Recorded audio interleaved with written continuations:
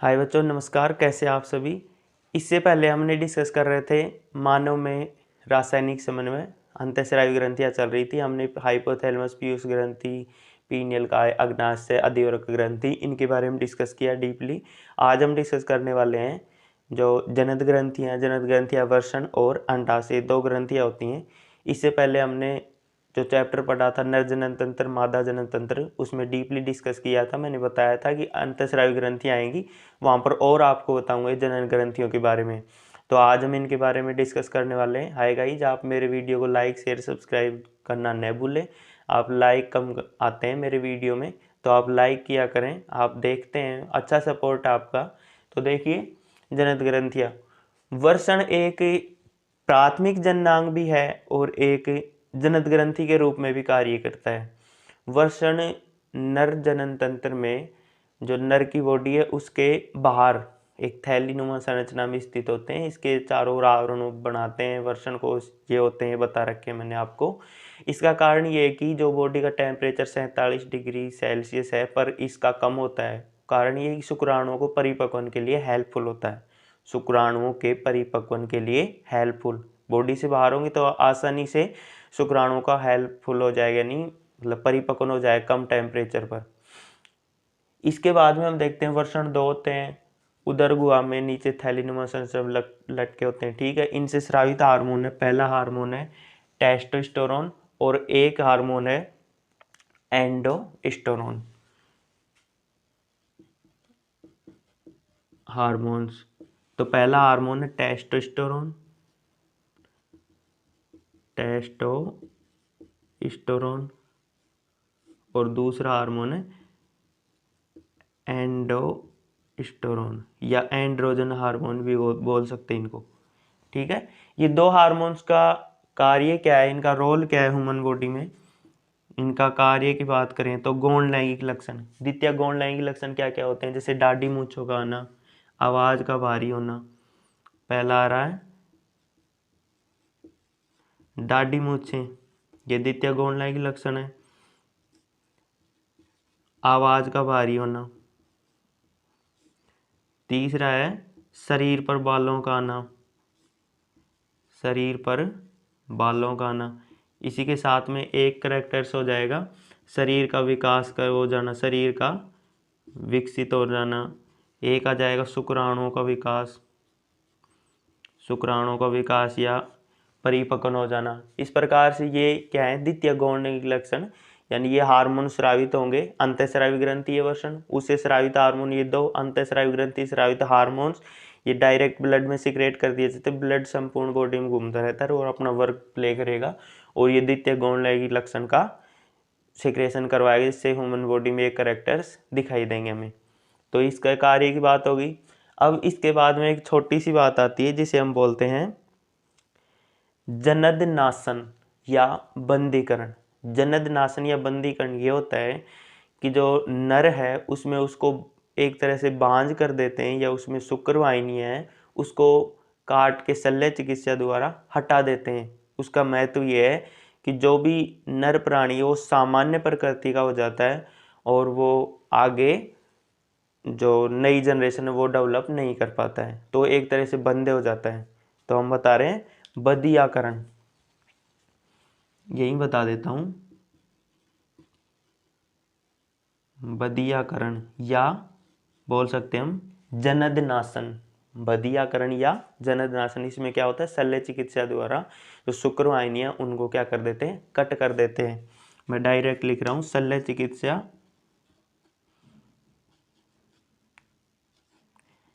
शल्य चिकित्सा और शुक्रवाहिनियों की। समझ में आ जाएगा, इतना ही हिंट काफ़ी है।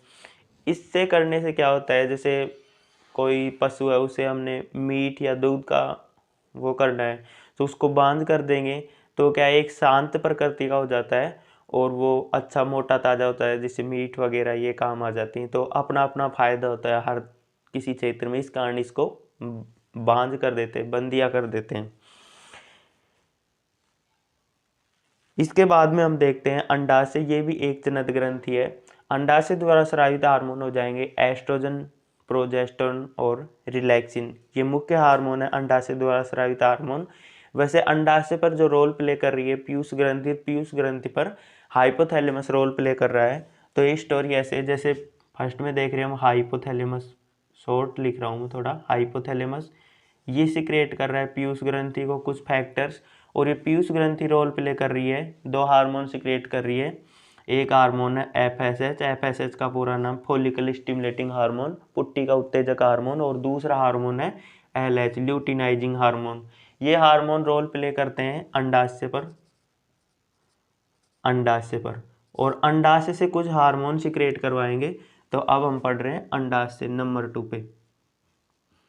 अंडाशय एक जनन ग्रंथि है, मादा के श्रोणी क्षेत्र में गर्भाशय के दोनों साइड में 2 अंडाशय होते हैं, वो अपना हार्मोन भी सिक्रेट करते हैं और अंडाणुओं का विकास करते हैं, यानी जो अंडाणु है, एग है उस साइड, उसका निर्माण होता है अंडाशय में। ओके, तो हाइपोथैलेमस कुछ फैक्टर रिलीज किया, इसके बाद में पीयूष ग्रंथि, ये हो जाएगी पीयूष ग्रंथि। पीयूष ग्रंथि अपना रोल प्ले करेगी, 2 फैक्टर रिलीज करेगी या 2 कारक रिलीज करेगी, एफएसएच एलएच, वो अंडाशय पर, अंडाशय फिर हार्मोन सिक्रेट करेगी। जैसे एफएसएच आया तो इससे तो हार्मोन सिक्रेट होगा एस्ट्रोजन, और एलएच है उससे हार्मोन सिक्रेट होगा प्रोजेस्टेरोन। इससे नहीं होगा, ये हार्मोन आने के बाद। ये सारी की सारी स्टोरी मैंने आपको जो जनन तंत्र है, नर जनन तंत्र, मादा जनन तंत्र, वहाँ से डीपली समझाइए। उस वीडियो को आप लगा के देखेंगे, मेरे पहले वीडियो डिस्क्रिप्शन में, पर फिर भी आप मैं यहाँ पे बता देता हूँ, थोड़ा क्लियर हो जाएगा। हाइपोथैलेमस रोल प्ले कर रहा है पीयूष ग्रंथि पर, पीयूष ग्रंथि कुछ हार्मोन्स रिलीज करे जैसे एफएसएच एलएच, वो एक्ट कर रहे हैं अंडाशय पर, अंडाशय फिर हार्मोन सिक्रेट करवाता है एस्ट्रोजन, प्रोजेस्टेरोन, एक हार्मोन आता है रिलैक्सिन। इस प्रकार ये भांति भांति प्रक्रिया होती है हार्मोन्स की। अब ये क्या काम कर रहे हैं ह्यूमन बॉडी में, उनका हम डिस्कस कर रहे हैं। तो पहला हम लेके चल रहे हैं estrogen hormones. Estrogen hormone, estrogen hormone secrete होता है जैसे एफएसएच फॉलिकल स्टिमुलेटिंग हार्मोन या पुट्टी का उत्तेजक हार्मोन। ये एफएसएच हार्मोन क्या काम करता है कि जो पुट्टी का है प्राथमिक ऊसाइट है उसको सेकेंडरी ऊसाइट में, और सेकेंडरी ऊसाइट कब परिपक्व होता है, जब उस पर जोना पेलुसिडा और कोरोना रेडिएटा, जोना पेलुसिडा और कोरोना रेडिएटा ये दोनों की दोनों लेयर आ जाती हैं, तो एक मैच्योर एग हो जाता है। तो उस टाइम ये हार्मोन रिलीज होता है एस्ट्रोजन।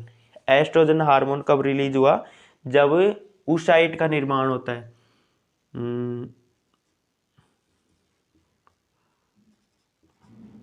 ऊसाइट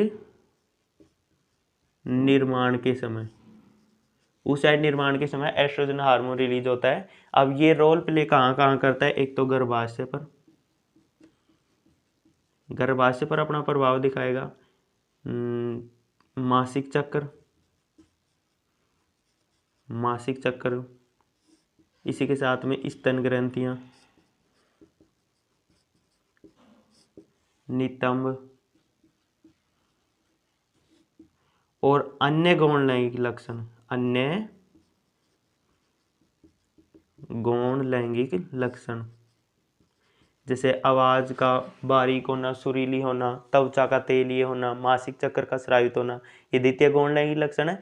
ये स्रावित करवाता है हार्मोन एस्ट्रोजन, और ये एस्ट्रोजन हार्मोन सिक्रेट हो रहा है जो ग्राफियन पुटक या द्वितीयक ऊसाइट है उनका निर्माण होता है, उस टाइम ये हार्मोन सिक्रेट होता है एस्ट्रोजन। इसके बाद में हम बात करते हैं प्रोजेस्टेरोन। एस्ट्रोजन हार्मोन सिक्रेट हो गया, उसके बाद में आएगा प्रोजेस्टेरोन, और ये प्रोजेस्टेरोन हार्मोन है। प्रोजेस्टेरोन हार्मोन जैसे एग सिक्रेट हो गया, अंडाशय से एग सिक्रेट हो गया, उसके बाद में जो सिक्रेट होने के बाद जो स्पेस बच रहा है गर्भाशय में, वो एक पीले रंग की ग्रंथि जिसे हम बोलते हैं कार्पस ल्यूटियम, क्या बोलेंगे उसे, कार्पस ल्यूटियम। कार्पस ल्यूटियम के द्वारा ये प्रोजेस्टेरोन हार्मोन सिक्रेट किया जाता है। ये अपना गर्भाशय पर जो भ्रूण है उसको एक निश्चित वातावरण, प्लेसेंटा निर्माण और उसको गर्भधारण को बनाए रखने, स्तन ग्रंथियों, नितंब पर अपना ये रोल प्ले करता है। तो प्रोजेस्टेरोन हार्मोन सिक्रेट हुआ कार्पस ल्यूटियम, डायरेक्ट बता रहा हूँ, वैसे सारी स्टोरी मैंने आपको बता रखी है मादा जनन तंत्र में, फिर से आएगी, फिर से बता देंगे। कार्पस ल्यूटियम, जो कार्पस ल्यूटियम है उसके द्वारा ये प्रोजेस्टेरोन हार्मोन सिक्रेट होगा, पीले रंग की ग्रंथि वो अपना रोल प्ले करेगी गर्भाशय पर, गर्भाशय पर, और भ्रूण को पोषण, उसको स्थिर रखना, स्थिर या बोल सकते हैं, या गर्भधारण को बनाए रखना, गर्भधारण को बनाए रखना, स्तन ग्रंथियों, इन पर ये मुख्य अपना रोल प्ले करता है प्रोजेस्टेरोन हार्मोन। जैसे कार्पस ल्यूटियम हार्मोन सिक्रेट का पीले रंग की ग्रंथि कार्पस एल्पिकेंस बोल सकते हैं, या डायरेक्ट बोल सकते हैं भाई प्रोजेस्टेरोन हार्मोन सिक्रेट हो रहा है। प्रोजेस्टेरोन हार्मोन स्तन ग्रंथि पर दुग्ध का निष्कासन करवाएगा, यानी दुग्ध का निष्कासन नहीं बोल सकते, दुग्ध का निर्माण करवाएगा, नितंबों का विकास होगा, स्तनों का और अच्छी तरीके से डेवलप हो जाएंगे, और जो भ्रूण का पोषण, प्लेसेंटा निर्माण और गर्भधारण की अवस्था उसको बनाए रखता है प्रोजेस्टेरोन। इसके बाद में एक हार्मोन आता है, तीसरा और हार्मोन, जिसे हम बोलते हैं रिलैक्सिन। तीसरा हार्मोन है रिलैक्सिन हार्मोन, रिलैक्सिन। ये रिलैक्सिन हार्मोन सिक्रेट करवाता है corpus luteum, corpus luteum. Corpus luteum ये रिलैक्सिन हार्मोन सिक्रेट करवाता है, ये अपना रोल प्ले करता है। जो वेजाइना, उसका प्यूबिस सिम्फाइसिस है, वेजाइना का प्यूबिस सिम्फाइसिस, ये प्यूबिस सिम्फाइसिस ये होता है कि जो वेजाइना उसके साथ में जो मांसपेशियाँ पाई, मसल्स पाई जाती है, उनको एक शिथिल कर देता है। कब? 9th मंथ की जो अवधि होती है भ्रूण की, उसके लास्ट एंड में, 9th मंथ यानी 9 महीने के लास्ट एंड में कर देता है, जिससे जो बच्चा है गर्भनाल से आसानी से बाहर आ सके माता के गर्भ से। तो ये रोल प्ले कर रहा है रिलैक्सिन हार्मोन, शिथिलता लाना, उसको वापसी वैसा ही बनाना वेजाइना को, ये रोल होता है रिलैक्सिन हार्मोन का। इसी के साथ में जो एस्ट्रोजन हार्मोन है, ये अपना रोल प्ले करता है कि एस्ट्रोजन हार्मोन ज़्यादा अमाउंट में सिक्रेट होगा तो जो, या कम अमाउंट में, ज़्यादा मात्रा में या कम मात्रा में सिक्रेट होगा, तो जो oocyte है, एग मैचुरेशन हो रहा है प्रोजेस्टेरोन हार्मोन से, एस्ट्रोजन हार्मोन से एग का निर्माण हो रहा है, एग सेकेंडरी oocyte में डेवलप हो रहा है, तो उसके निर्माण पर, और मासिक चक्र मेंस्ट्रुअल साइकिल है उसके निर्माण पर इफेक्ट होगा। ये प्रोजेस्टेरोन हार्मोन कम या ज़्यादा मात्रा में सिक्रेट होगा, तो जो मासिक चक्र है और या फिर एग का निर्माण है, उन पर अपना इफेक्ट दिखाएगा। हाय गाइज, ये वीडियो आपको पसंद आएगा, वीडियो को लाइक शेयर सब्सक्राइब करें।